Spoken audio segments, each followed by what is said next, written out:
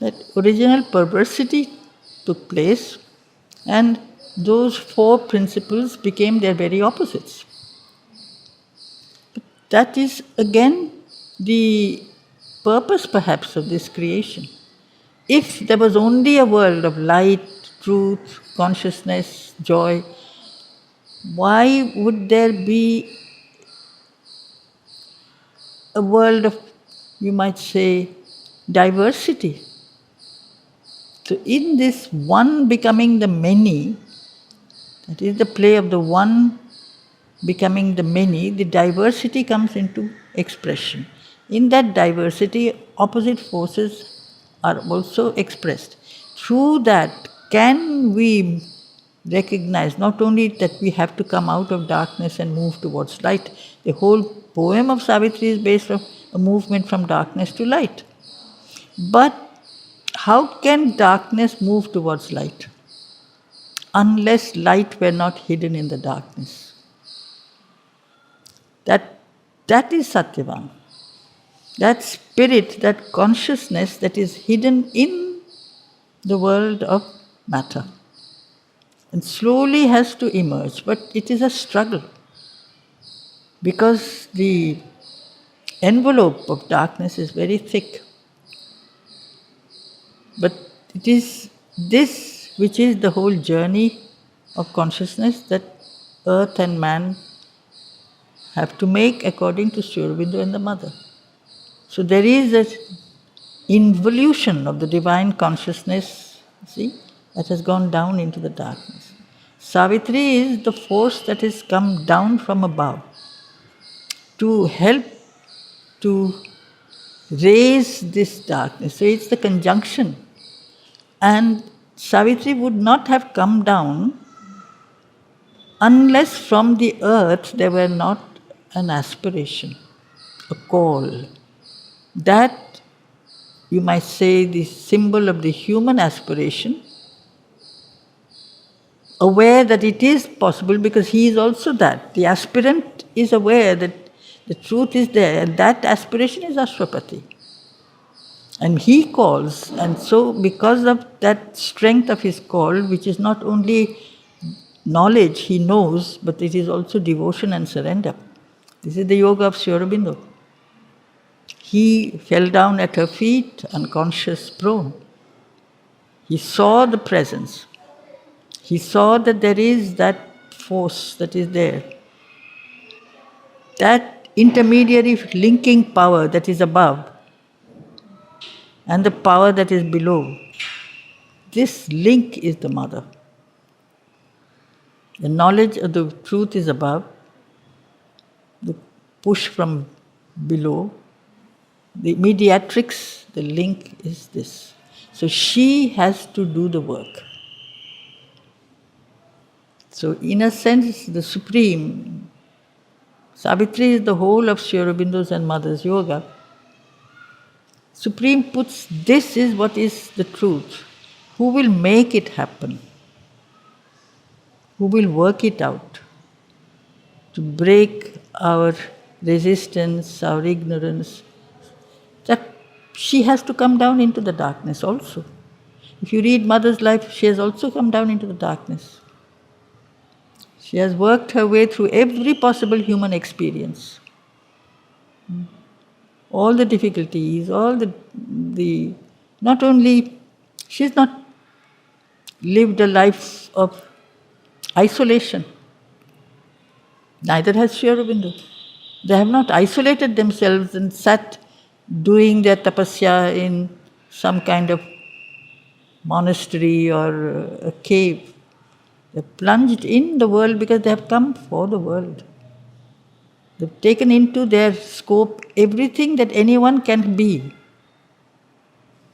Would they know our lowest levels of smallnesses? Would they be familiar in them? Yes, Sri Aurobindo speaks of the dark unconsciousness that when he was at the age of 10, I think he says, he felt a cloud of, black cloud of unconsciousness that seemed to fall on him, which lifted only when he returned to India and he stepped his foot on Indian soil. So, it was more than 10 years. And he also had to struggle, he also had to suffer.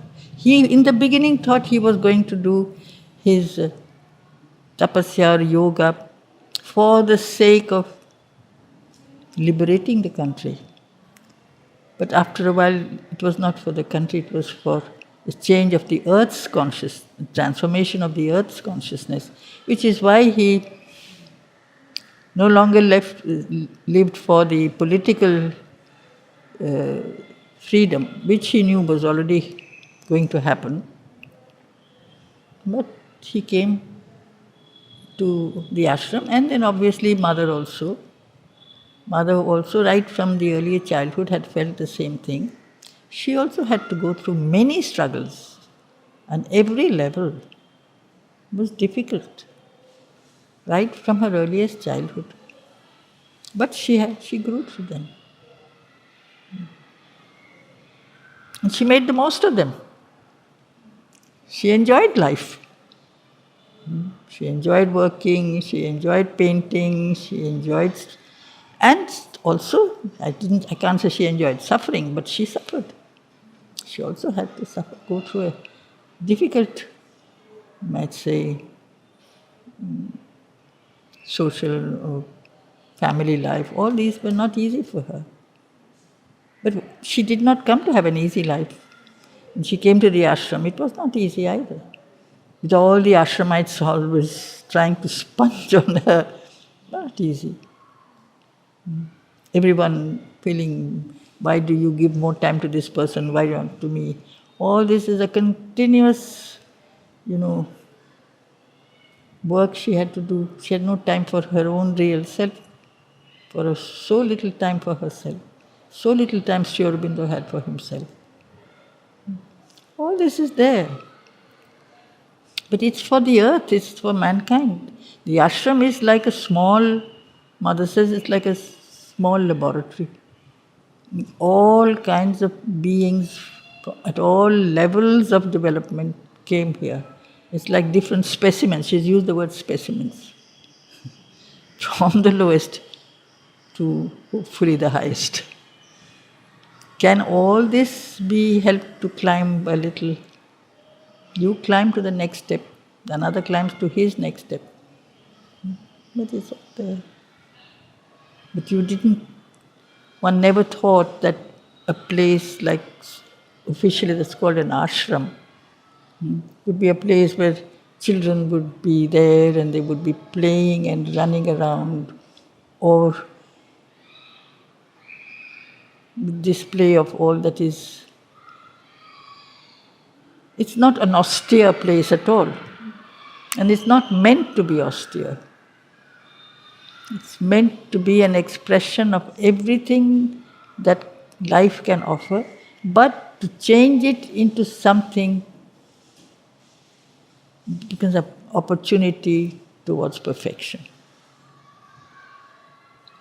That's all.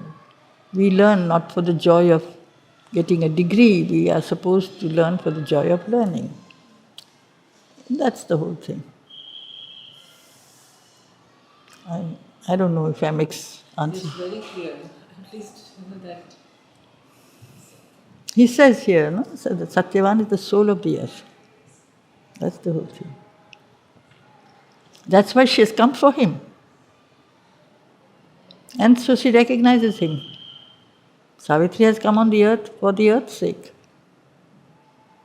So when Savitri sees Satyavan, she realizes. But it is put as an expression of human love, which also is very beautiful. Why not? That also is not running away and sitting in a cave, because there is a fear there.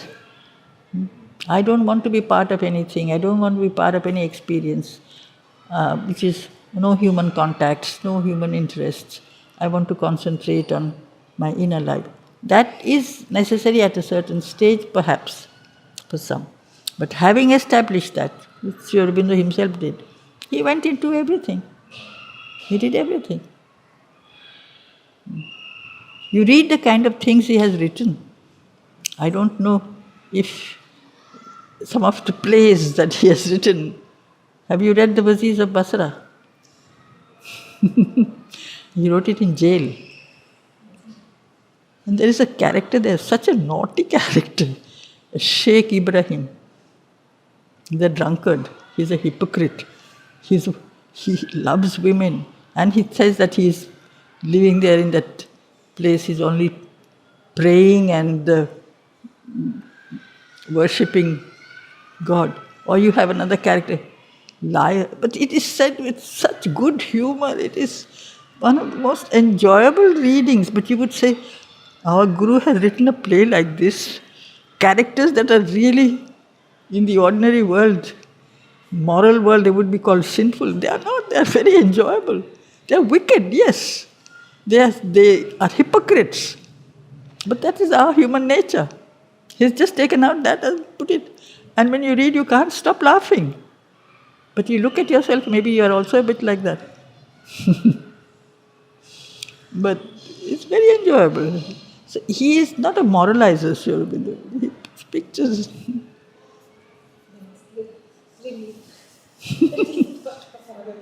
He's not a moralizer at all. We would none of us be there. He's not a Puritan God at all. No. He's an all accept. That doesn't mean that we have to stay like that. We are like that, and we make that a starting point to climb out of that. We become aware. If I am reading that play, I have read that play, I have taken part in the play also, and I have laughed my head off. There are certain characters that are there which are really, really bad. But if I read a second or third time, I say, but something of that is there in me. So I read by identity. So I say, okay, then I have to perhaps start wiping off those elements from my own nature. I become aware and I have to work on my nature and try to clean up my being if I can. But he doesn't say do it, he just puts you there, you read it. And if you read well, you can see that you read by identity. So, everything that is in the universe is there. He has created all kinds of beings. Can I ask something about death? What about death? There is a continuity in our lives from one birth to the next. So isn't death kind of closing of one chapter of our life? And doesn't it afford some kind of rest? Or is it an inconscient rest? No, it is also a rest, perhaps, yes, for a while. There's that the canto here in Savitri also. But it is because we can't continue as we are indefinitely. It's not possible. Our capacity, just as physically, you arrive at a exhaustion at the end of the day, you need to sleep. Well, it's the same thing on a larger scale. Could you work without sleeping from day and day and day and day as you are? The gods can. They don't sleep. But we can't. There is a cycle of fall, which becomes a rejuvenating, you might say, climb, because after that rest we climb up again. So for a long time we need that fall. We need to rest. But do we need to rest by sleep? When you sleep, do you really need to go back into the unconscious state of sleep? Or can you go into a conscious state of sleep? Similarly, that's a training Mother has talked about a lot, how to go to sleep and not go back into this unconscious and the subconscious. It's not easy, it's difficult. In the same way, when your body can't cope up anymore, you have to give it up. Do you have to go back to the state of the original darkness? Or can you make use of that experience to stay in a plane of which is the wo- world soul, where the soul goes and rests and gathers, you might say, its need to come again into the world of human experience. As long as we are not completely embodiments of the divine, the divine is within us, but the divine presence is not felt in every pore of our being.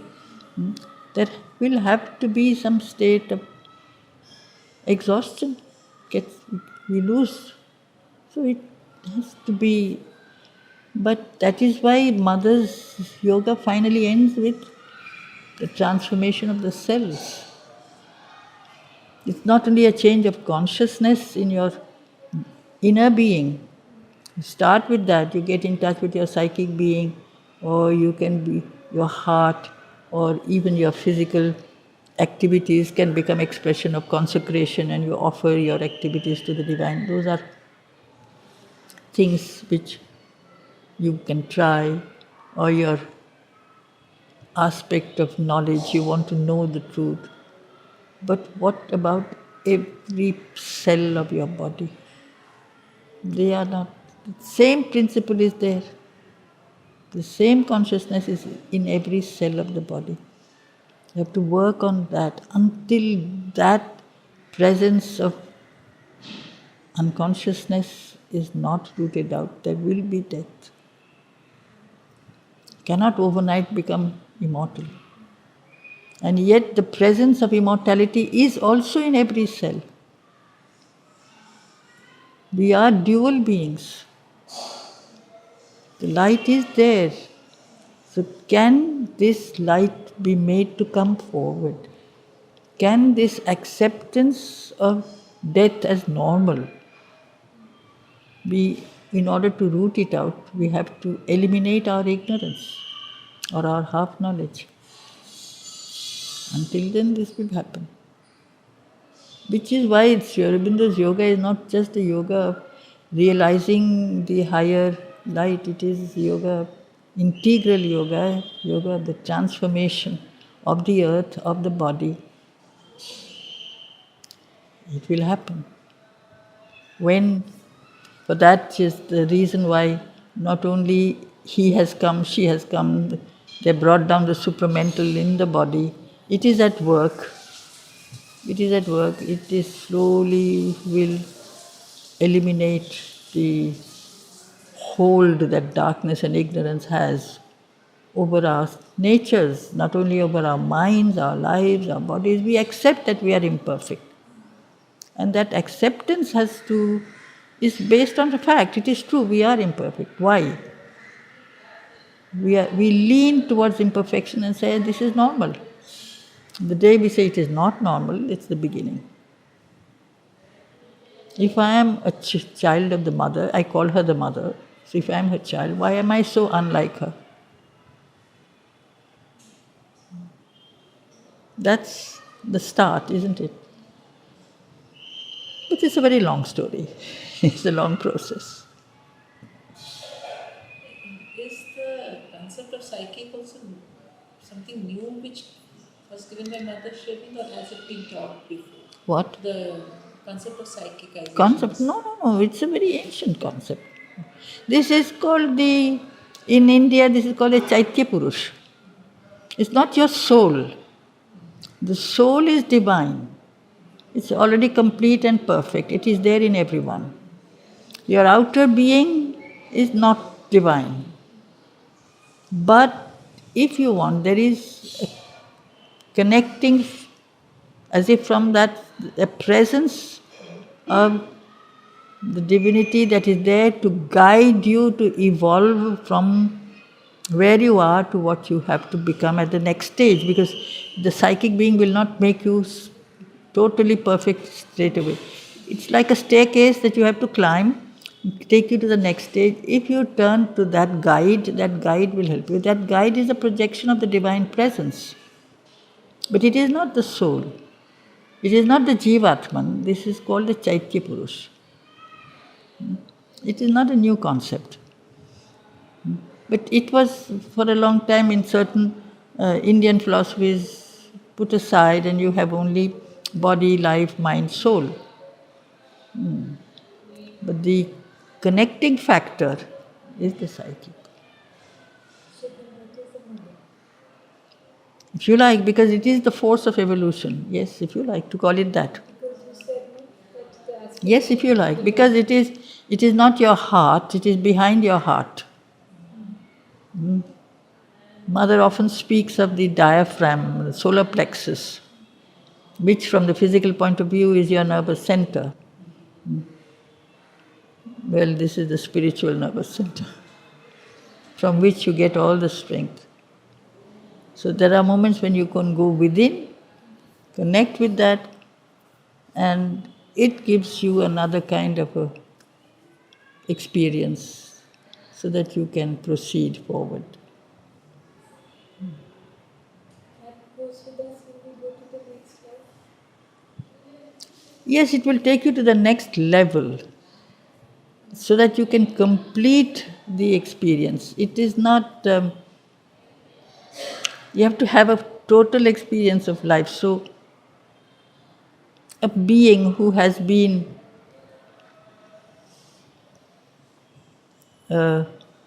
very active in a particular, say, field, a warrior, let's say, and all his energy has been dynamically expressed in the field of war.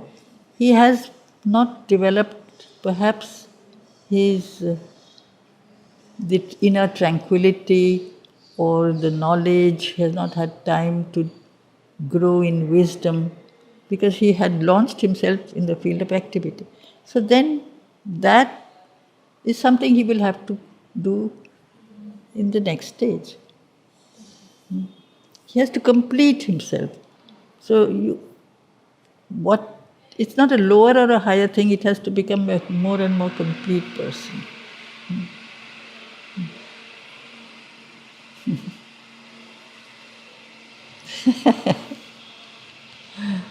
But something of perhaps the earlier energy also will be there to help you. I don't know exactly very much about these past births, but Because Spielberg was one of his last births. Previous births was he was Leonardo da Vinci. Sri Aurobindo was Leonardo. Sri Aurobindo was everybody. Of course, he was Leonardo. Leonardo was a complete man, isn't he?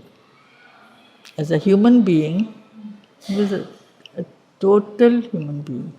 Just if you look at him, not only an artist, but also scientist, also sculptor, engineer, one who could also plan out weapons for the war, one who was also into the domain of biology and anatomy, one who was, he did what they was not done then. He would go to the mortuary and make, yes, dissect cadavers, or he was the first to think of the flying machine. So, on which category did this being, this person, not really show an exceptional talent? It was incredible that he could really work simultaneously, and he could use both his hands. He drew with one hand and painted with the other at the same time. He was ambidextrous. Simultaneously? Simultaneously. He paid drawing and painting, drawing and painting. And he could write, all his things are written. You can't read, you have to read them in a mirror. See, when he's writing also, it's this, he's not making his wisdom easily accessible. It's written backwards, you have to read it in a mirror. It's a very, very complete Renaissance human being, bringing out all the possibilities that are latent in the human nature. It's incredible to read his life story. I've read it.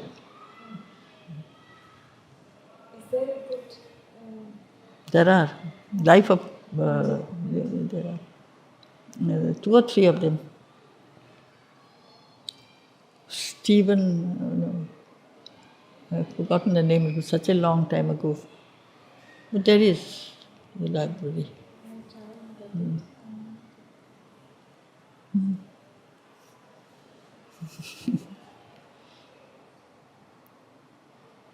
And that magical portrait that he drew, that's Mother.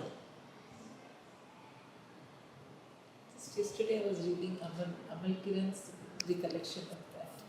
Mona Which Lisa. I think Mother, I was reading from an extract in which Mother tells Amal that I'm Mona Lisa. It, And then I think he comments that often we could see that smile in her. yeah. So Mother is Mona Lisa? Mona, yes. Which is why it's such a magical thing. You can't. Is she smiling? Is she not smiling? What is.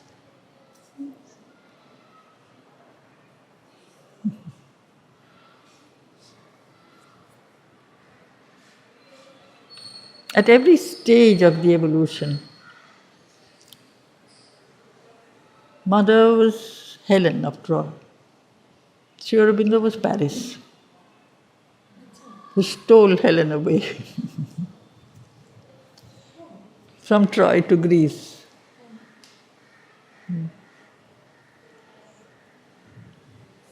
So, And somebody in Russia also, no? yes, Catherine of Russia, Catherine the Great.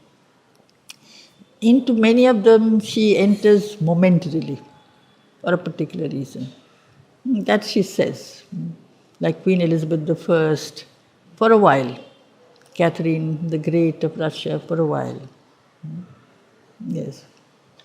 How for a while? For a particular Purpose. purpose. Then she withdraws.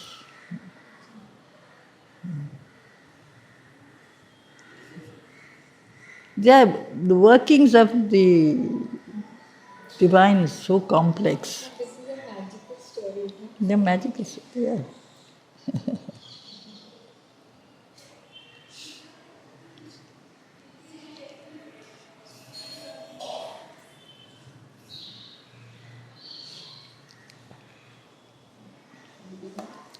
What do you say from the beginning? From the beginning, okay? No, I'm asking what do you say? Or No. I have nothing to say. I talk too much. no. No. This is very welcome. Stories. She's a baby. Made so many things clear. Hmm? I thought that today I'll ask you. Otherwise, Ask whatever you want. and it really made so many things clear. Like I always used to get confused. This here it is at the Savitri. What did you make it so clear? You put it now it's not done. But a picture, yes. The aspiration. So people have something understanding of the book in general. Sometimes what happens, we try to understand, but the whole thing, like what it is trying to tell becomes something very vague. Like, see, the first canto is the coming of dawn out of night. But he has called it the symbol dawn. It's not just a morning that is coming after night, it happens every day. Night goes, morning comes. Slowly, first there is a dawn and then there is a day. It's a recurring phenomenon of darkness and light, and darkness again and light, life and death, rise and fall. It's the story of our existence. It is like a small capsule of the story, the first canto. Gradually, there is a breaking of darkness into small, you might say, little rays of light that break the wall of darkness. Slowly, that wall of darkness becomes wiped off. There is more and more light, there is more and more beauty. And that is where we are told that Savitri is sitting absolutely quiet, concentrated, gathering strength, because this was the day when Satyavan must die. So it's almost a kind of a acceptance that outbreak of light will bring about death. She is gathering force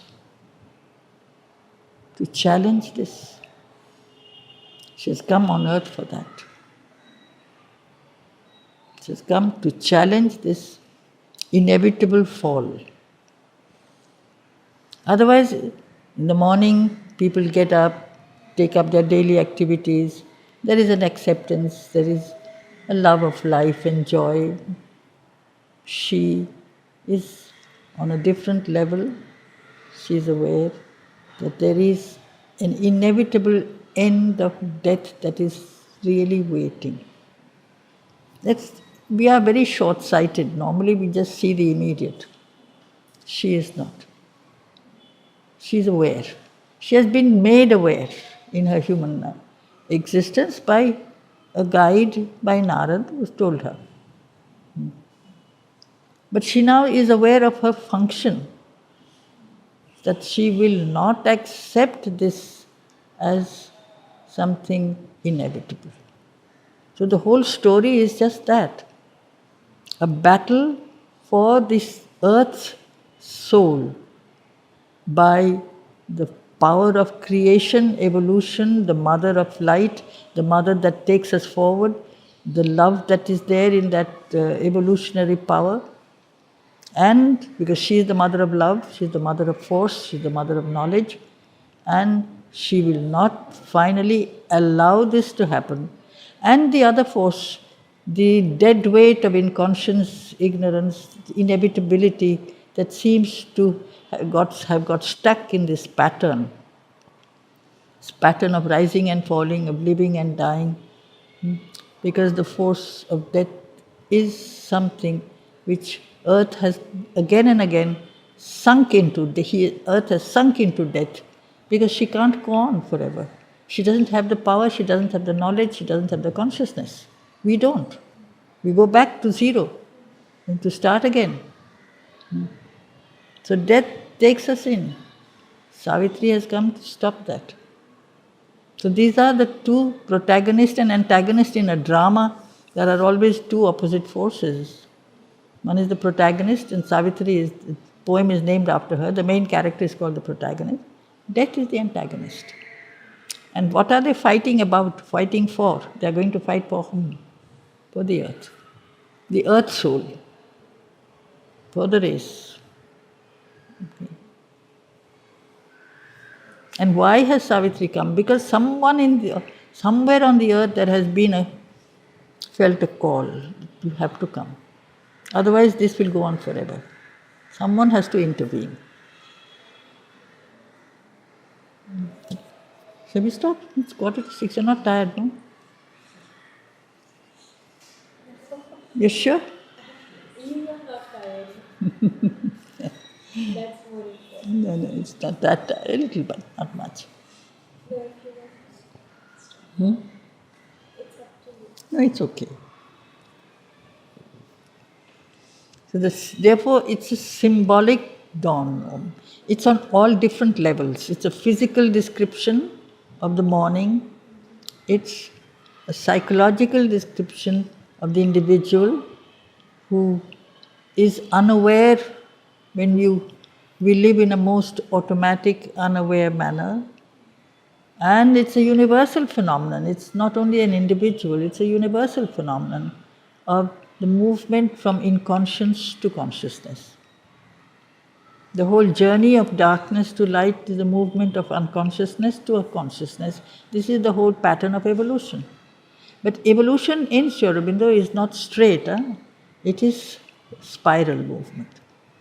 So there is a rise and a fall. To really be able to ascend without falling, that requires that no longer are we slaves to the lower nature. Earth is still slave to the lower nature.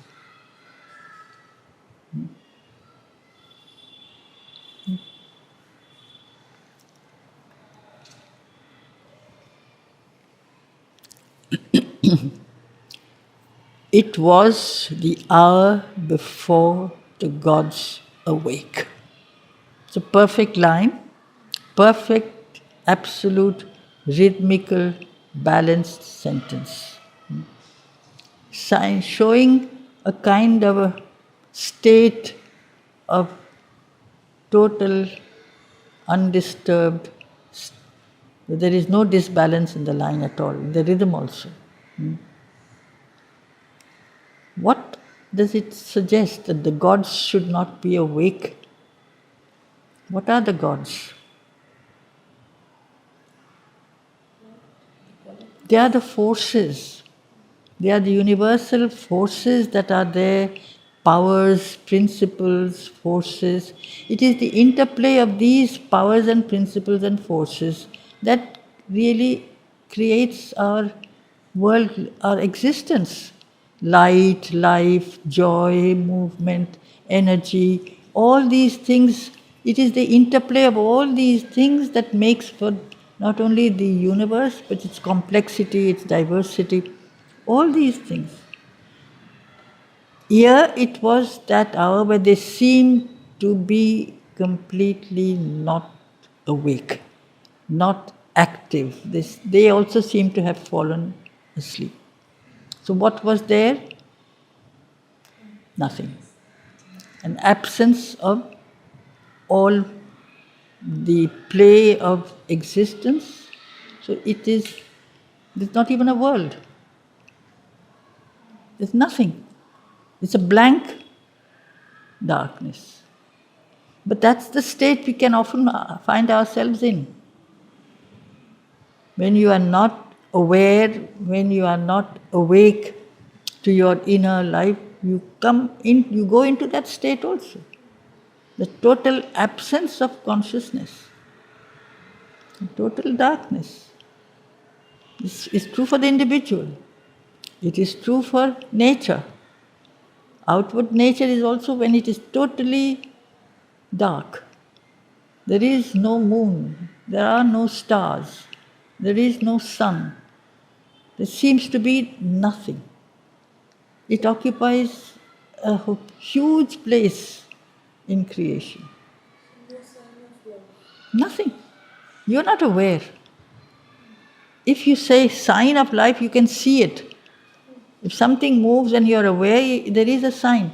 But if I am totally blind and completely cut off from any conscious expression or knowledge of myself, there is nothing for me. Like a person who is in a coma. The universe is not there for him. Nothing is there for him. He may be alive, but it's not life. The earth is like that. Our state of existence is like that. It's on every different level. This one line can be read on different levels, with the most physical to the most, occult and spiritual levels. It is when the play of the forces not only take place, but we become aware of the play of the forces. Then something starts to happen. Until then, there is nothing. That is the total unconsciousness, total ignorance, which is the starting point. When will the gods wake up? We won't read much, I'll read just a little bit. Across the path of the divine event, the huge, foreboding mind of night, alone in her unlit temple of eternity, lay stretched, immobile upon silence march. The divine event, the waking of the gods. But across the path, that means blocking that. The waking of the gods, the waking of the manifestation of the different forces, the different powers and principles, the play of all these energies, something seems to stand blocking that. What? Night, darkness, ignorance, foreboding mind. Night is frightening. Foreboding is fear. It is as if we are afraid. In us there is a mind of night, isn't it? The presence of darkness.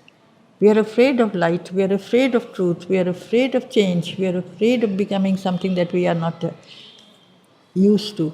Something stops us. We fall back into our original state. That also is possibly suggested here. She is there, this night, in her temple, because night rules. Night is like the ruling power, goddess. Ignorance seems to be the ruler. But she is also, night is the mother of light. But it has to be lit. It can be lit. Unless the light is on, there is nothing but light. So this mind of light lay stretched upon the edge of nothingness, of silence. She is blocking. That is why there seems to be no creation. There seems to be a blank.